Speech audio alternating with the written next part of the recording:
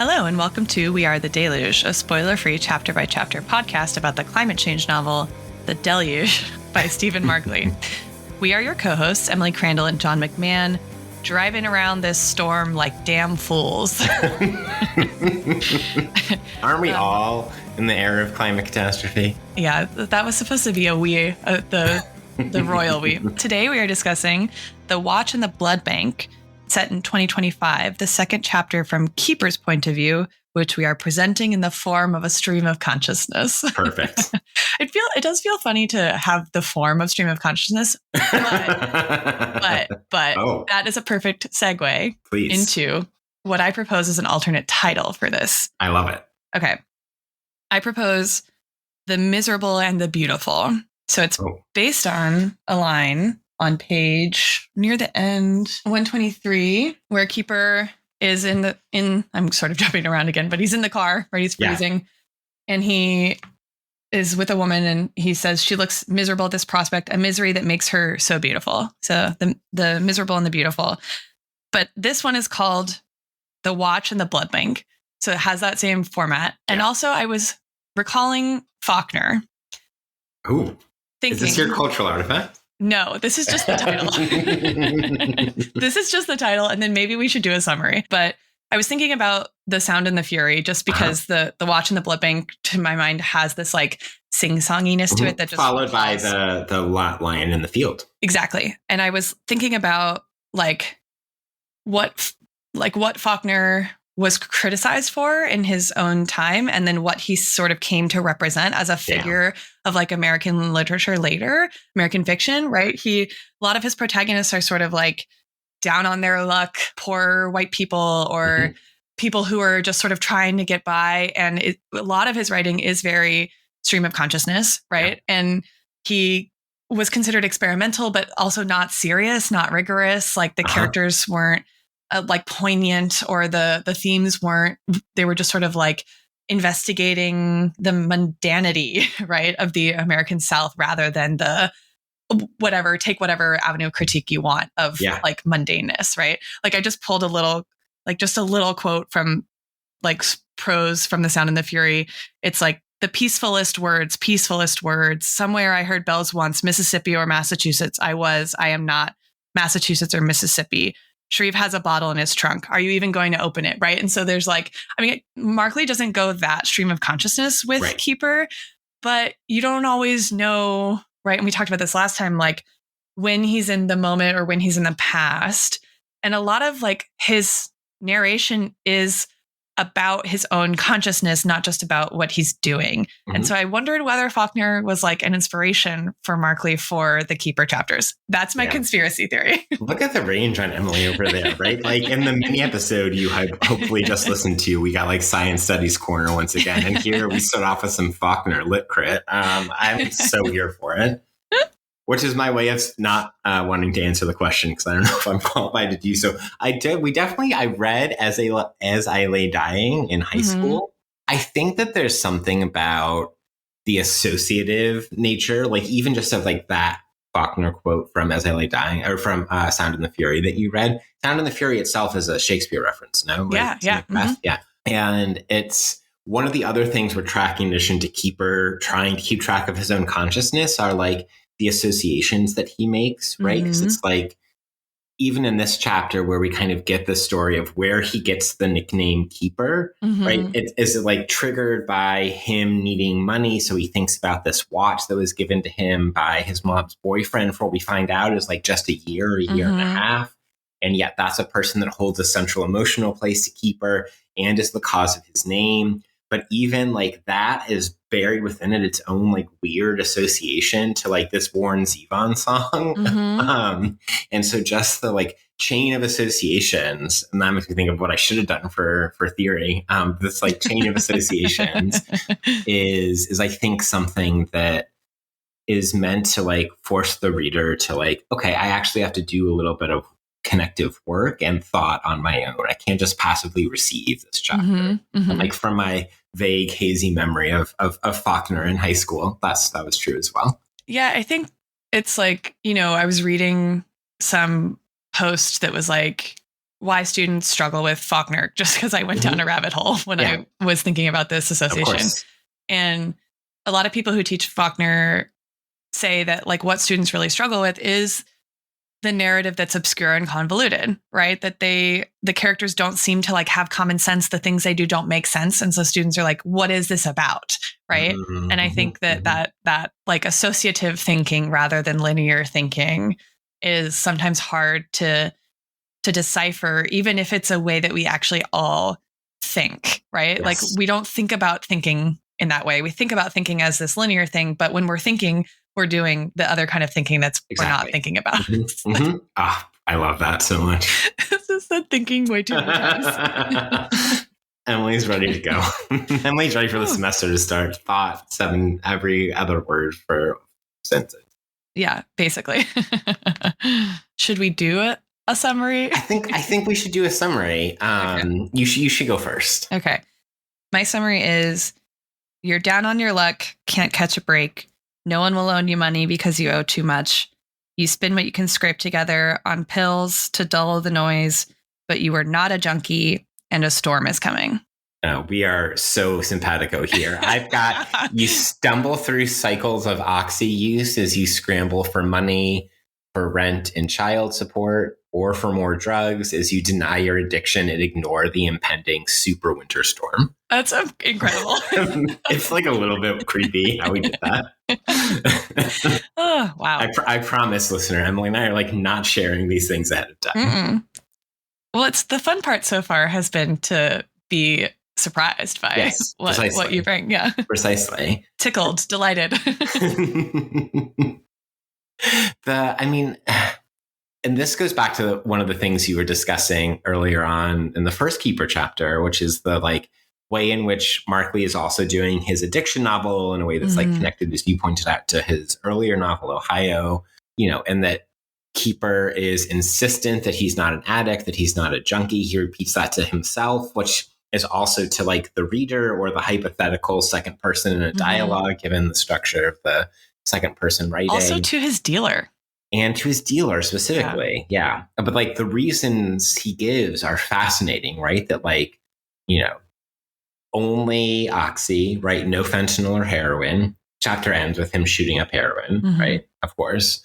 And it's like belied by his actions, but also by the knowledge that he brings into this, right? Like he knows his way around the most efficient, like, how do I access the actual opioid in the oxy pills that are newly designed to try to prevent you from like snorting them or from using them recreationally, quote unquote, and the 5 oxys that he takes in like a very short span, like in 24 hours or last when they were supposed to last him a week. It's just, well, and that the irony of that juxtaposition, right? That the pill is, as you said, right, like intended to curb abuse, but he knows how. He knows exactly how, like sort of technically, to take the pill apart so that he can get high on it, not just take it as a painkiller. But that's not junkie behavior. Yeah, exactly. And like it doesn't require like some kind of, it was a special drill bit or something that he was using, and then you have to put it in a microwave. Yeah. Like, how do you figure that out? Yeah, it's a great question. Actually, I guess this brings me maybe to my cultural artifacts, or my primary cultural artifact. I got some secondary ones as well, but it's actually like it's a duel. It's the reported podcast Hooked, which is about like one particular person who like had a like fairly successful career at Boeing, and got addicted to opioids, ended up losing his job and robbing like large numbers of banks successfully in like the greater, I think, Seattle area for a while before he gets arrested. And it's the reporter is, I think, Josh Dean. And like he spends so much time interviewing this guy. And it's also a way to like use the story to think about the opioid epidemic. And I pair it with Patrick Radden Keefe's Empire of Pain, because I think there's something about the way that Markley is writing Keeper and writing this particular chapter that's specifically about the opioid epidemic, but like in, a little projected forward from when Markley is writing, that is, I think, specific and fine-grained and detailed, but also is very much like of a piece with like smart takes about the opioid epidemic, like in popular discourse. And like, obviously Patrick Radden Keefe is like one of the best reporters we have. And his book, I haven't read more than just like a sample chapter or two of Empire of Pain, but like my sense is that book is one of these like kind of classic, deeply reported, like smart takes on the opioid epidemic. And so I think kind of the question that pulls out of that for me is like, whether you think there's something like lacking or superficial in the way he writes about Keeper's addiction. Because I couldn't decide the answer to that question for myself. So I'm wondering if I had like an inkling that I couldn't quite explain. I'm wondering if you had any of that. Do you mean like the things like stare longingly at the powder or? Yeah. Like there's a little cliche to it, but maybe the cliche is unavoidable. And like, it's better to just use them, but use them smartly and sparingly, as opposed to trying to write your way around them in a way that would sound pompous or something. And I wonder too, right? Like we're really supposed to be in Keeper's consciousness, right? And so it's not Markley saying Keeper stared longingly at the powder. It's Keeper. Like, so I think about that as juxtaposed with the scene where he calls Clarion and he's screaming at her on her voicemail, right? She sends him a picture of his daughter, no text in the text, just the picture. And it's her like blowing out candles that say 10, right? So she's 10 years old. Which also fills in what was the thing that Clarion told Keeper in Keeper's first chapter. Right. And then he's like, using a bunch of epithets that are like derogatory to women, right? He's screaming at her, I'll kill you, right? And then he hangs up the phone and immediately, right, the note feels triumphant. You jam your thumb at the screen to end the call. But as soon as this is done, you picture Clarion letting her mother listen or the police, which reminds you of your 6 months in the county jail, right? And you've made a mistake. And so I feel like that. And then like he breaks the phone, right? So I feel like that is him like working out the come down, right? That's I think precisely the way to think about it. But not realizing that that's what's happening in the moment. It's her fault, right? It's like jail. It's all these things. And then him saying, you stare longingly at the bag is actually recognizing the addiction, right? So but maybe that's an overly generous read of it, that like there are all these things that he does that disavow addiction. And in a couple of the like cheesier moments, he seems to either concede it or like succumb to it, right? And he has all these excuses for why what he's doing is not addiction. But I think, I don't know, maybe the storm is like a moment of clarity about the reality of his situation. And we're supposed to kind of read it like that. I think we're supposed to read it like that. I'm not sure that like Keeper makes that connection, except for like some of the language that Keeper uses. Like one of the most, I think, striking lines that he writes is that like that Markley writes for Keeper is that the storm feels like a freezing fucking hurricane. And it struck me that like a freezing fucking hurricane maybe is also language that like Keeper could use or someone could use to describe their addiction or like the experience of getting high, but getting high because you're addicted to something, right? That like there's some awe and wonder in it, but it's also like a form of terror or a form of violence or whatever else it is. So like for my episode title suggestion was going to be The Freezing Hurricanes, plural, and The Keeper of the Keys, right? Oh, I like that. That's good. And I think that there's something about that phrase, the freezing fucking hurricane, that is the storm, but that is also the drug use. I forgot to look up that song. I did look it up. It's Warren Zevon's song. Johnny Strikes Up the Band, literally about Johnny Carson. Oh, interesting. What does the line "The Keeper of the Keys" refer to? Sort of like one-off line? Yeah, it seemed like a kind of one-off line. It's like the song is literally about like Johnny Carson and like the band members on Johnny Carson's Late Night Show. And like, Genius described it as an ode to Johnny Carson's Midwestern humor. Right. So like, this being in Ohio, like, there's a potential tie in there. But again, it's like what you pointed out about the associative thinking.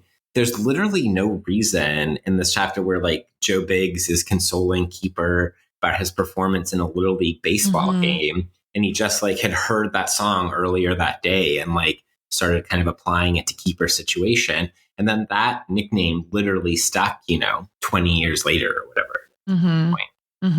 So interesting. Yeah.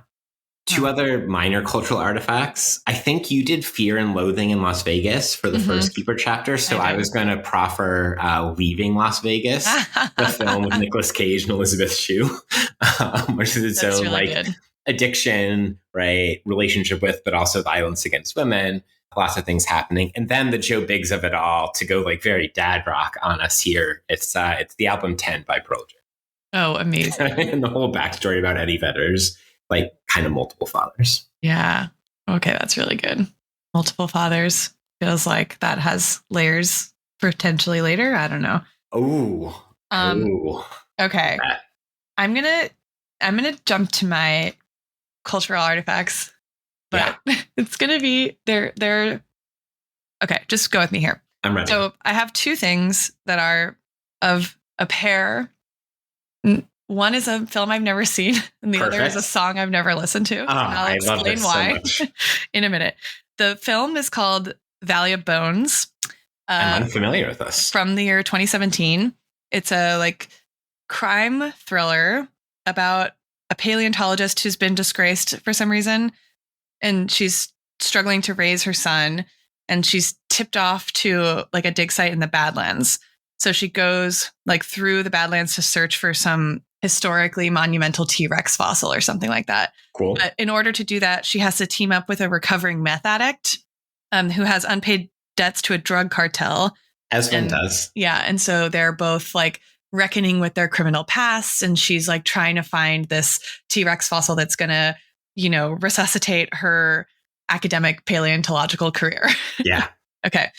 The other is a Bright Eyes song from a 2020 album. Talk about dad rock. Called Persona Non Grata. Ooh. Okay, so go with me here. This is one of many popular cultural references to Ezekiel's vision of the Valley of the Bones in the Bible. Okay. Yeah.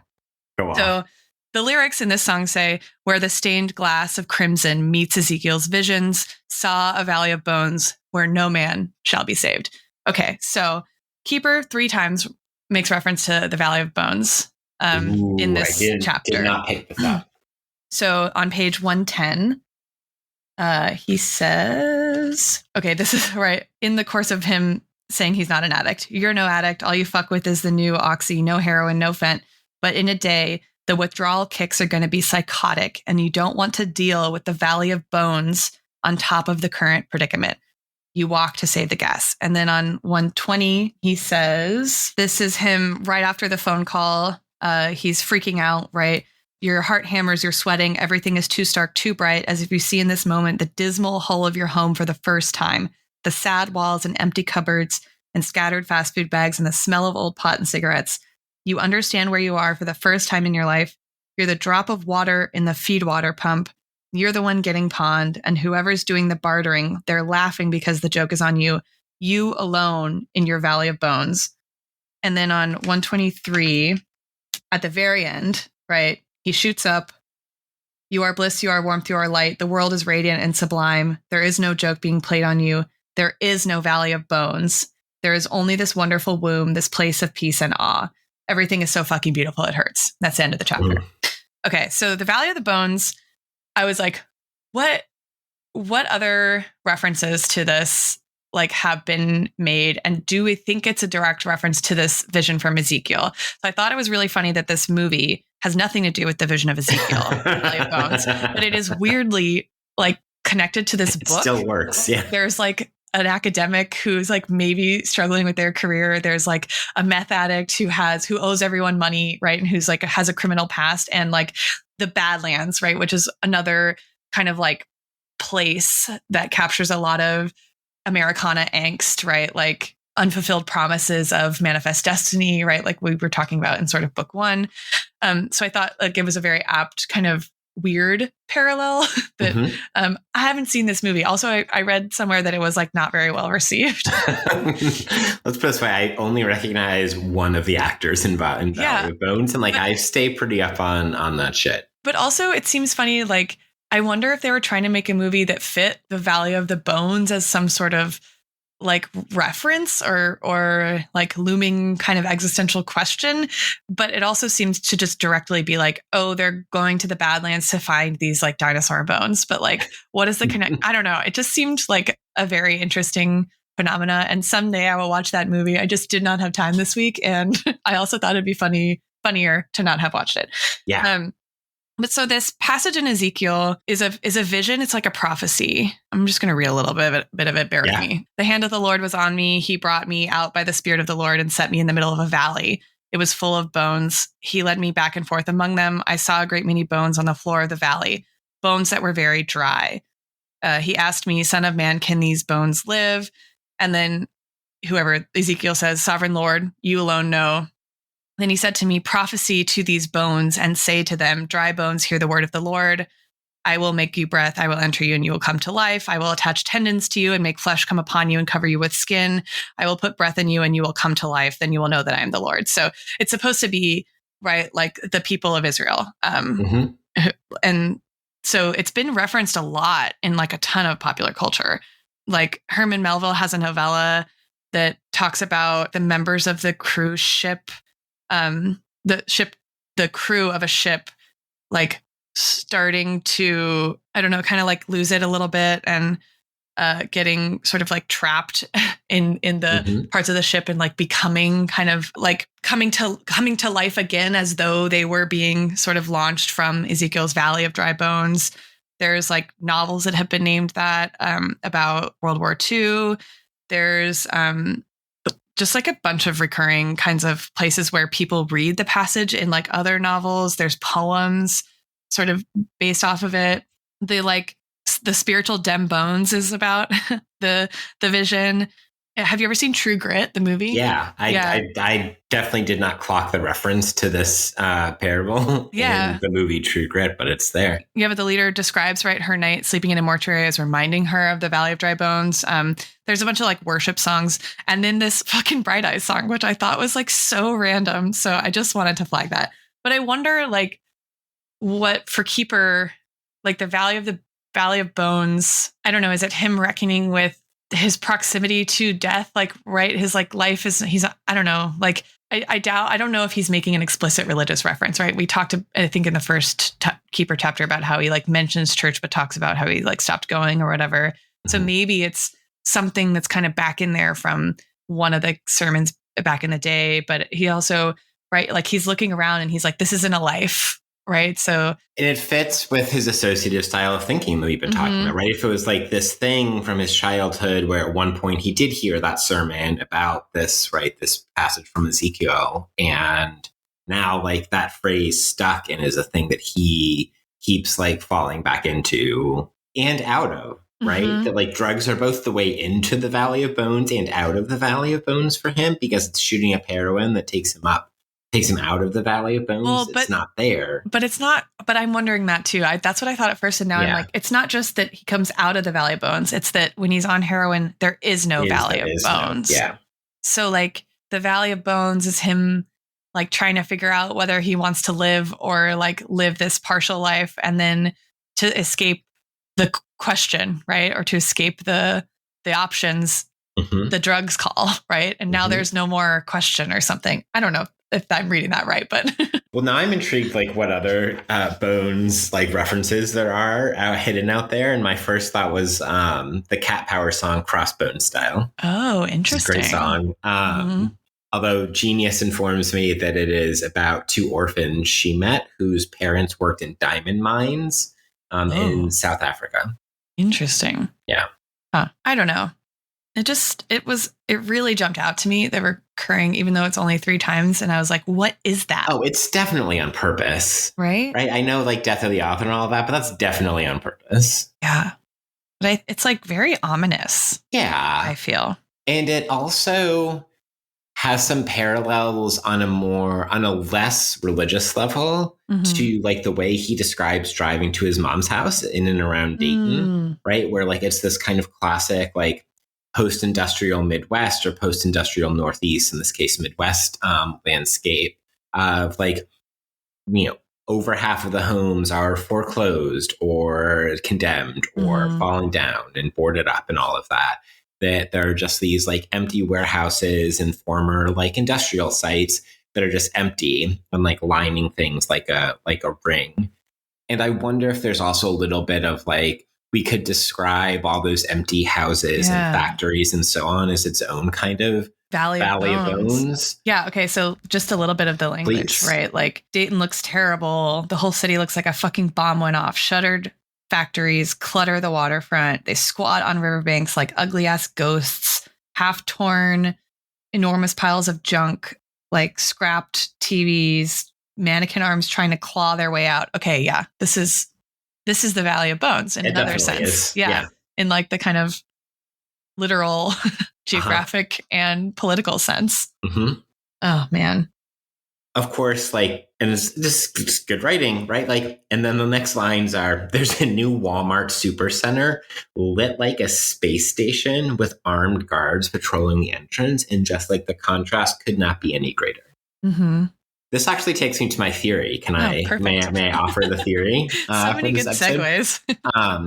So my theory is like generally David Harvey, but a couple like specific David Harvey works. So Spaces of Global Capitalism Towards a Theory of Uneven Geographical Development.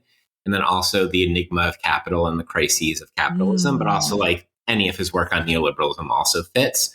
And it's the keeper driving through Dayton, like that is in some ways like a classic narration of like the post-industrial Midwest. Like in my mind, when I think about like, okay, who is among the best people to identify both the urban geography of that kind of space and pair that urban geography and like theory of a city with a broader kind of political economic analysis and critique. Like it's David Harvey in some of these and like many other works. He's written 30 books or whatever. So pick what you want to pick.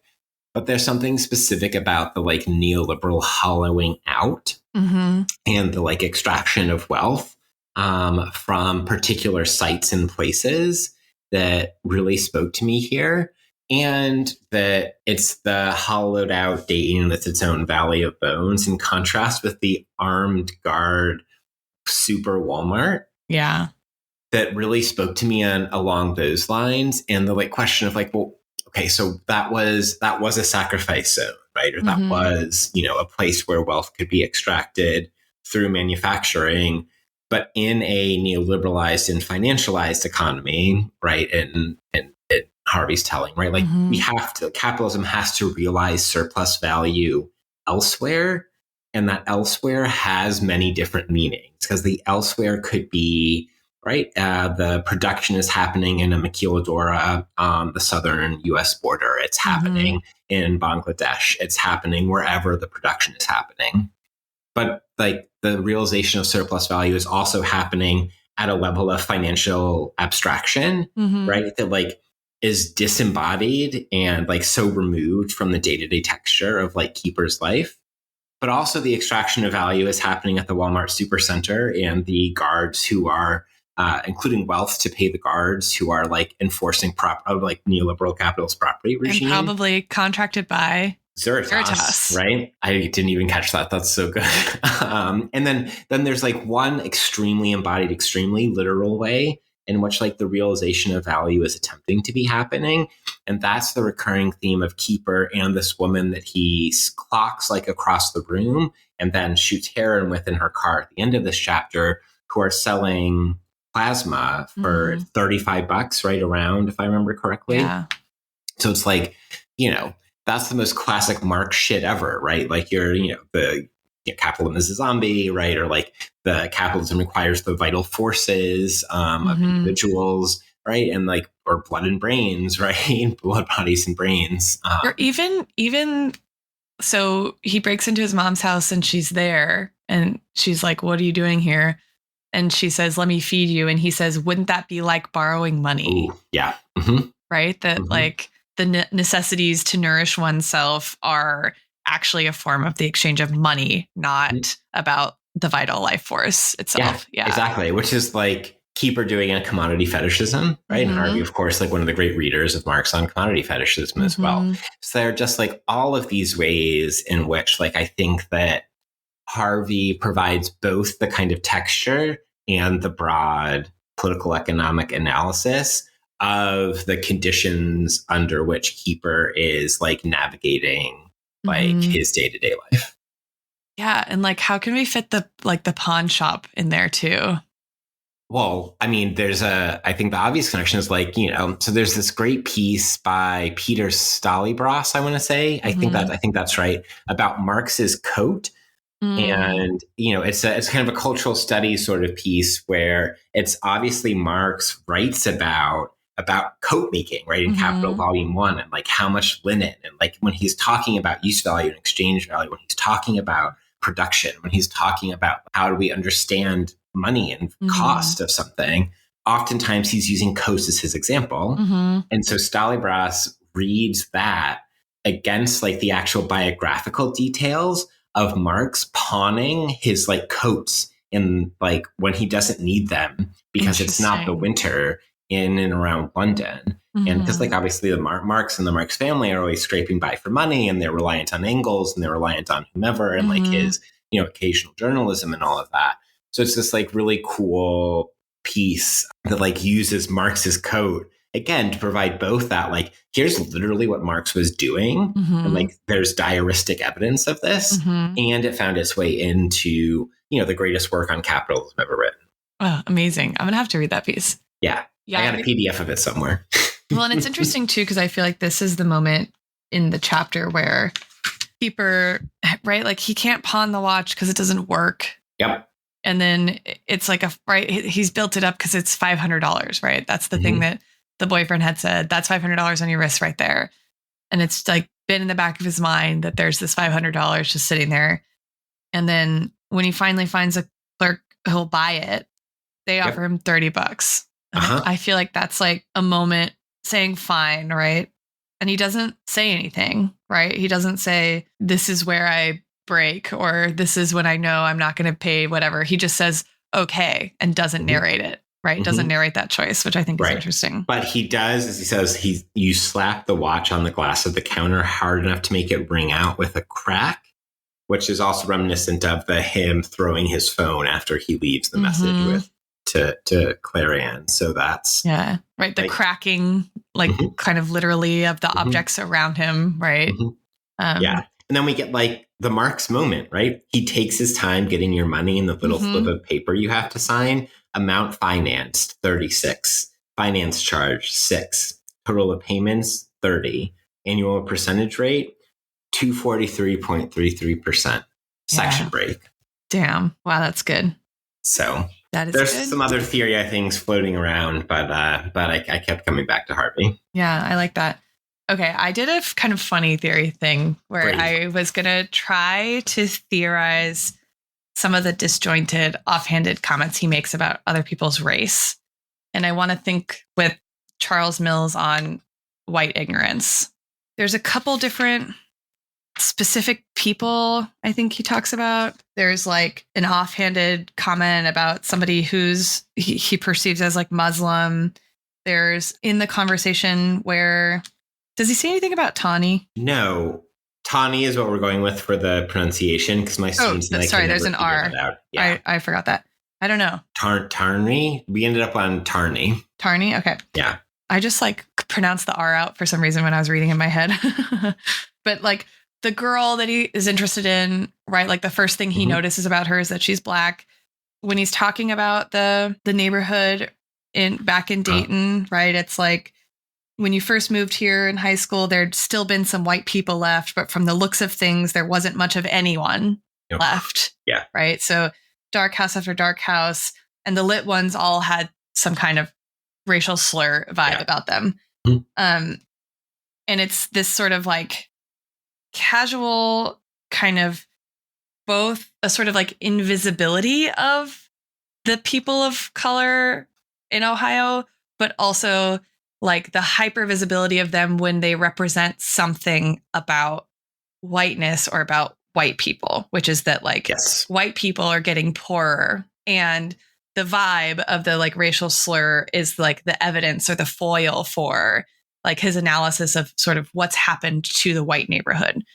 So they're like either invisible or they're evidence for this other commentary that he's making that has nothing to do with Black people necessarily, except that it has to do with white people. Does that sort of make sense?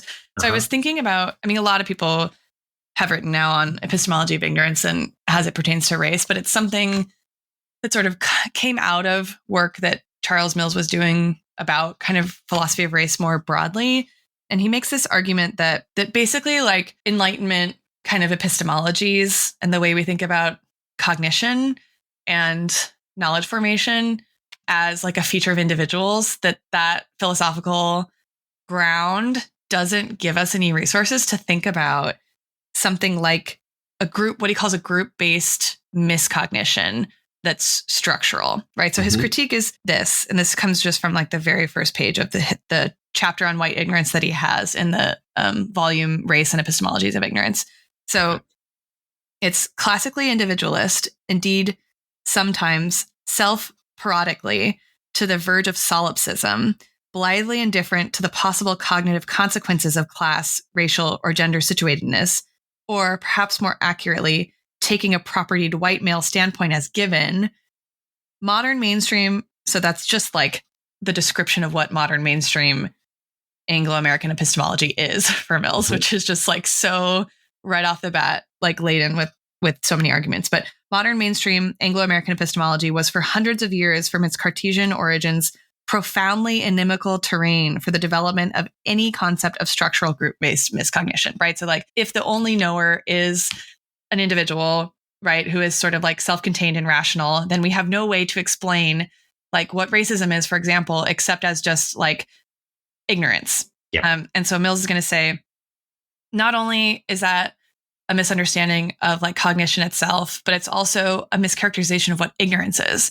And so he wants to argue for ignorance as something, particularly in the context of race, that is produced structurally through like a whole host of different kind of like cognitive pathways, but also different like contextual kind of phenomena and problems. And for him, what he's really interested in is in theorizing white ignorance about racial oppression, right? So how white supremacy produces a kind of either a blindness of or a misunderstanding of what racism is. So it characterizes like from the perspective of white supremacy, racism is this sort of like individual aberration, is a sort of individual aberration rather than a feature of white supremacy itself, a feature of oppression itself. And there's like a couple different things that he talks about in this chapter. And a lot of people have gone on to then flesh this out and add all kinds of analyses and dimensions to it. But right, like he's talking about both false beliefs and the absence of belief in, right? So this idea that like that the white supremacy delusion of racial superiority sort of has internal protection kind of cognitively from reckoning with the reality of oppression itself. So it appears as, right, like meritocracy kind of subs in for structure from the perspective of whiteness. And that like it builds in also a distance in terms of like perpetrator of right racism and racial oppression from the white knower, right? So the white knower can never really come to know himself as racist or participating in the perpetuation of racial oppression because of the epistemic commitments of white supremacy, which are, right, like Anglo-American epistemological commitments, right? This idea of a detached, rational, abstract knower who comes to discern things for himself that are objectively true about objective reality, right? Yes. So I think it's like I think some stuff on white ignorance and epistemology of race kind of clouds over the two prongs of the argument, right? So it's not just that like white supremacy protects white people from seeing their complicity in racial oppression, but it's also that Anglo-American epistemologies are put to the service of that, of white supremacy, in how we understand what knowing is. So it's like a critique of both epistemologies in philosophy and a critique of the social dimension of white ignorance and why white people don't think that there is racism or think that people are racially oppressed, right? And I think the way Keeper uses, and we talked about this a bit in his first chapter, but the way he uses like casual slurs as sort of like jokes on one hand, right? Which we get another version of here this time, right? Around like women he finds attractive. Yes. But also just as like facts about reality, right? Is I think exactly what Mills is talking about the ways that white supremacy kind of insulates the white knower from the facts, right? Or the reality of white supremacy. So like Keeper doesn't say, I am a racist or I'm not a racist, right? He doesn't interrogate himself as having racially motivated interests or resentments at all. But race is very much part of like how he views the fabric of the world, right? But he also views himself as like a victim. Yes. Of something that has to do with race. But it's like sort of amorphous and like not named. And there's just like all these little resentments that he's not calling resentments, but that sort of betray his own motivation, as like the subtext, right? Sort of betrays his like subtextual motivation for flagging race, right? So it's not that he doesn't see race and he doesn't look at this black girl and say like, I think she's hot in spite of the fact that she's black, or like, I'm not a racist, but like her race is the first thing that sort of reveals itself to him, right? And like, I think one of the things that Mills is getting at with something like white ignorance is the I'm not racist, I have a black friend phenomena of white supremacy, which is that like, if you don't actively hate black people, you can easily, right, with the epistemic resources available to you from the Anglo-American philosophical tradition, what's the word I'm looking for? Absolve yourself of blame, right? And I think he's like doing that without naming that as something that he's doing, right? So it's like, black families are evidence that the white families are being attacked by what we don't know, the state, the capital, something, right? But look, I think this black girl's hot. So like, I'm not part of the problem. I'm a victim too, right? It's like, and I think that's the subtlety of that is really hard to do. And I hope that Mark Lee was doing that on purpose. I hope so too. And I think there's one thing that makes me think about that. And this is like, there's plenty of ways we could go further theory-wise, but there's something about like the particular example of like him describing the neighborhood where his mom lives that talks about the like class racial geography of a segregated Midwestern city, right? That like first, right, there were poor white people that were pushed to this neighborhood, right? And like that's a sign of its own, you know, like downward class mobility or whatever phrase we want to use there, right? But like some form of class exploitation, economic injustice, right? Then they get pushed out more, and like who then comes next, right? Is like, you know, black people that have been gentrified out of, right, like of downtown Dayton or whatever the city in question might be. So that like there's a pairing of the racial and class analysis, right, that's happening even just in that one observation about the town that, to your point about Mills and white ignorance, comes through the form of a racist remark that belies, you know, from the writing, right, some slightly more sophisticated knowledge of racialized geographies. Yeah. And then at the same time, though, there's something about like the casualness of the jokes that I think provides, you know, you go to like Du Bois and the Wages of Whiteness, or like Ella Myers, who like tries to think a little bit less kind of economistically about the wages of whiteness, or Christina Beltran or someone like that. That there's something about like the casualness of the racism that provides a little bit of that like salve or balm on the economic exploitation by capitalism, right? Because Keeper still gets to like make these racist jokes, right, about black people. Right. Like that, at least he has that. And like, I wonder if there's a little bit of, we're trying to piece through like the psyche of this fictional character that's associative and stream of consciousness.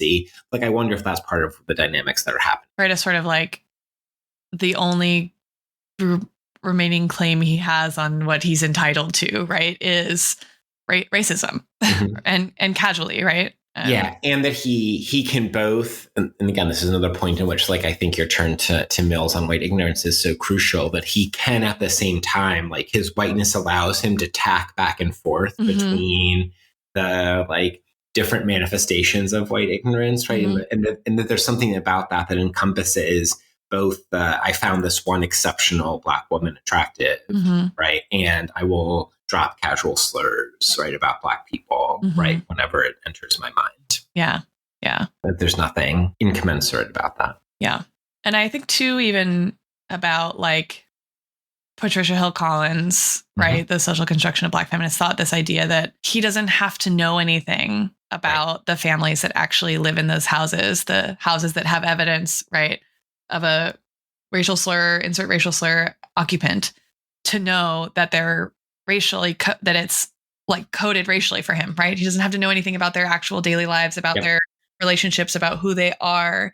And yet, right, like we can probably presume correctly that they know exactly everything that went on in the White Houses when they moved in, right? All the dynamics of like they had to do to navigate that neighborhood so as to stay safe in a neighborhood that was primarily white. And they were probably all too attuned to what was being said about them behind their backs, right? And so like that's another kind of form that the sort of ignorance of whiteness takes, that I think he is also demonstrating just in his like dual discussion of, on the one hand, these Black families that are occupying these houses that are, again, nameless and faceless, right? And this like one Black woman who he doesn't actually like wonder about her really, right? Except to say that he realizes in the end how bad it looks that he's like knocking on her door asking to warm up in her car, but he does it anyway. Yep. Right. That like doing it anyway, even if you realize it might be bad, is I think one of the like racial entitlements that comes with white ignorance. Yes, exactly. Yeah. And what he remarks upon about her appearance too, and like the innocence through like whiteness adjacent language that he ascribes to her, right? Like, she's got tits, one of your prereqs, but also a very delicate face. You imagine the bones beneath is translucent. She's very pretty, very dark skin, going down a little while. You saw the deep brown of her iris, though, the color of good soil. Yeah. And there's something about the particular language that's like the delicacy, the fragility. Yeah. And the tacking between her like white features and her Black features. Yeah. Exactly. I needed you to finish that out for me. I don't know that I actually accomplished that. No. Are we missing anything? I mean, a couple more things, I think, just like on the writing level. And this is, I think, also tracking, Keeper's psyche as well, but he like goes from Markley writing him with like a kind of total clarity and nihilism, right? And this is like, I'm thinking about page 120 specifically here, that you understand this is a line you pointed us to, you understand where you are for the first time in your life. You're the drop of water in the feed water pump. You're the one getting pawned, whoever's doing the bartering. They're laughing because the joke is on you. He's not necessarily wrong about that. But like the reason why he's wrong and his actual like belief set are perhaps different. And for some of the reasons that can be ascribed to whiteness and ignorance. And then that is contrasted with also a part you read from, and another part where the Valley of Bones references came in to your earlier point, where he shoots up, right? That she lets you go first. You've got the veins for this, as they say. And when the blood blossoms into the potion and then pushes back into your bloodstream, you don't even have to wait for her to take the needle from you. You are bliss, you are warmth, you are light. The world is radiant and sublime. There is no joke being played on you. There is no Valley of Bones. So there's the direct nihilism contrast. There's only this wonderful womb, this place of peace and awe. She's fixed the next needle and gone about her own journey. Her hand slips over and takes yours, which is this moment of connection as they're both kind of, nodding off. the idle of the car mingles with the sound of the wind, and it's beautiful. Everything is so fucking beautiful it hurts. And just among the many things that Keeper's tacking back and forth between, like that too is one of them, and one that I think, again, we've already identified, like where is Markley kind of, doing a little bit of a flex on the writer level. That's one of them. You know what? I also just forgot that it does carry on to the next page. There's like one more paragraph in the chapter, which is about Christmas, right? Yeah. The snow piles on Christmas the windshield. Eve. Chips of light filter through the storm. Christmas Day nears. The snow continues to fall until it feels like a thick curtain closing over the earth.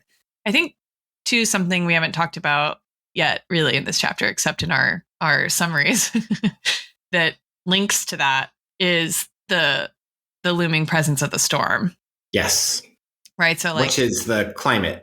Right. The explicitly, there's other stuff. I think that's one of the explicit climate things that's happening. But it's interesting because it's like, right. So other people are saying, why are you driving around? This is going to be a record-setting storm. The girl says they're supposedly feeling it like what, from all the way from Canada, like down to Mississippi or something. Mississippi, yeah. And he's just like the storm, he's like, oh, it's fucking cold. This and this. But like the storm itself doesn't really figure in his drama.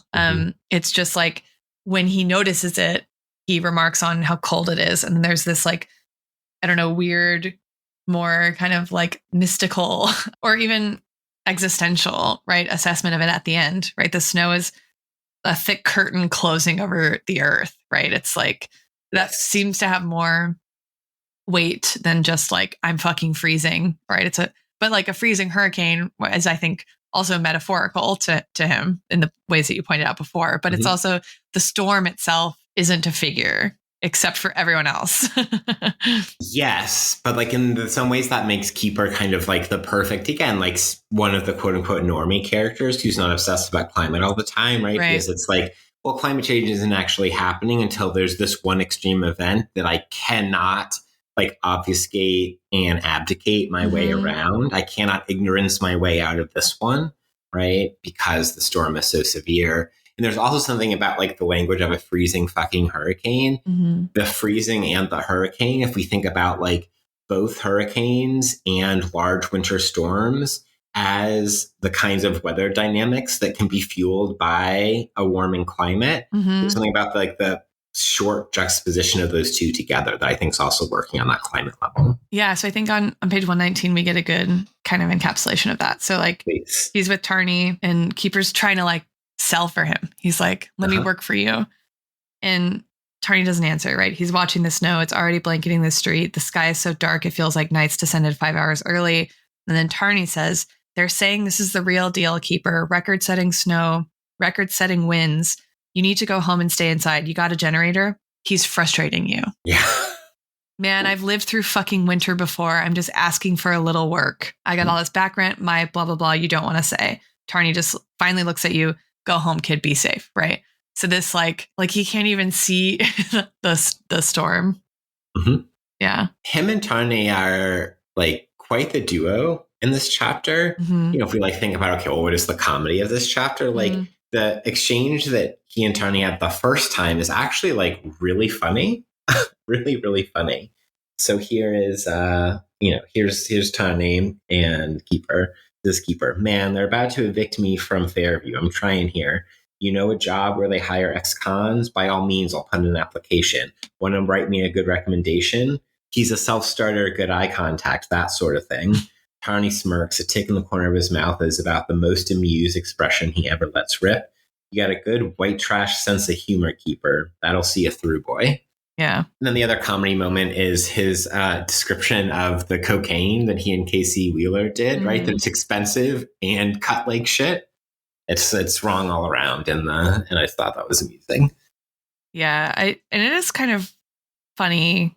I actually feel like this happens sort of often in dramatizations of addiction, where like the dealer is the one to confront the addict about their addiction, right? And they're like, I'm just buying it. I don't have a problem. And the dealer, the sort of irony, right? That the dealer, they're dealing, they're making money off of this person, but also it's sort of not ironic that they would be the one to see it because they're the ones who see it, right? Yep. They know who's buying what, how often they're buying, and what they look like when they come through, right? So like arguably they're the most reliable narrator of what addiction looks like, but we think of them in the context of the like imagination of the war on drugs as like the criminals, right?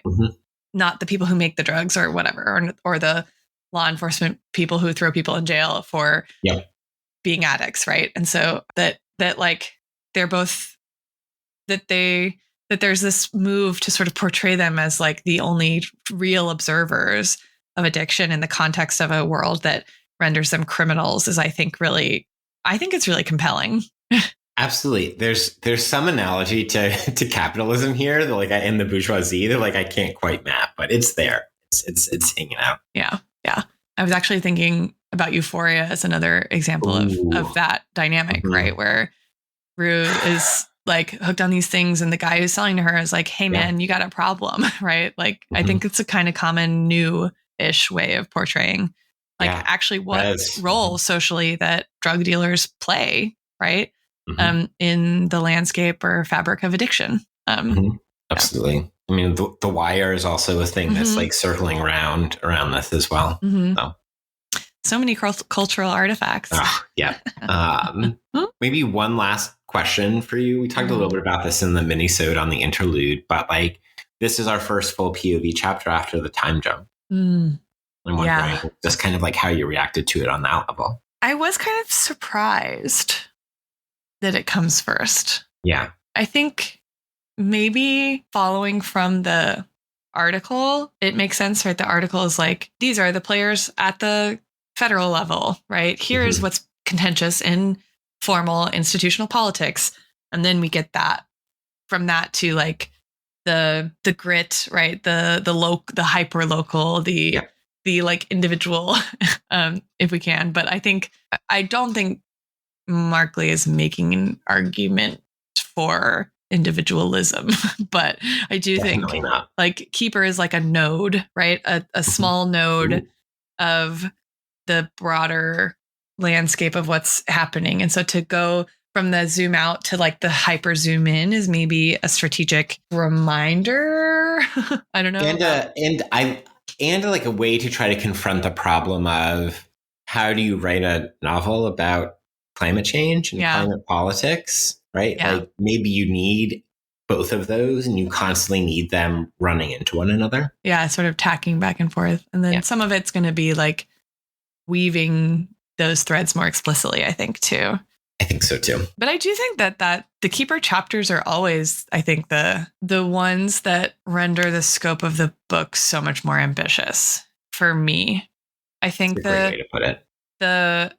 Some of the chapters I was like that I'm just like knowing what I know about all the dynamics at play that I know were incredibly well researched. I'm in like an awe of those because of the dive I know he had to take to get that right.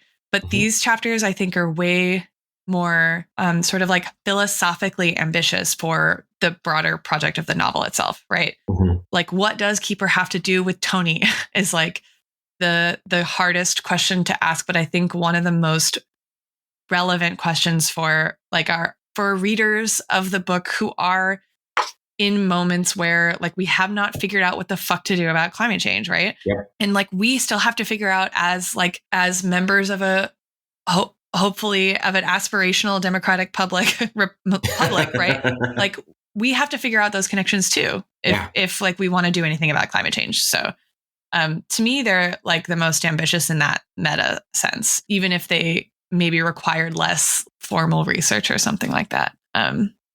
That's a really, really provocative and I think correct way to put it. I'll also say that when I, at the end of the book, like asked my students just like, if I asked them what their favorite point of view was or like what was the point of view that made them think the most, Keeper was the plurality. Whoa, winner. Interesting. Yeah. That's funny because I remember you mentioning them really taking issue with like, it's funny to take issue with like how Jackie is written, but then to like Keeper.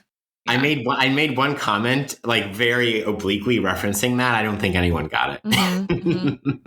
Well, maybe that's something we could figure out as we move through. Yeah. But I think your point about on the meta level, we need to be able to answer that question for ourselves. Like, goes back to your account of like what it does to start this portion of the book after the time jump with that article about 6 degrees and the FBI, and then go immediately to Keeper. And then like I do think there's even a little bit on the rhetorical level that does link Keeper and Tony, right? I'm reminded of the ending of Tony's first chapter, which was the ending of the first chapter of the book, which is talking about the invisible wastes at the crown of the world. And the Keeper, the first chapter of the second book of the novel, talks about the thick curtain closing over the earth. Whoa. So okay, they're like considering from opposite ends, i.e. like the scientific and the political and the like macro and the institutional or the micro, right? They're polarized or something kind of like ways of understanding climate and the world, right? But they're both reaching for some like way to try to grasp and communicate something about the experience of climate and the world. Yeah, I love that. Crown or curtain. I love that. Okay, we have to pick a title. We do. I think your title is better. I just wanted to use this proposed title as a way to float the question of whether Faulkner was an inspiration for the Keeper chapter. I accept all of those things. Great. Okay. 100% of them. Beautiful. So up next, we have a Vanity Fair article on Kate Morris and a fierce blue fire, teased in the last interlude. And then we have the second chapter from Tony's perspective called Magic Mountain, which is set in 2027. So we're jumping. Thank you, listeners, for joining us on We Are the Deluge. And we are the Deluge.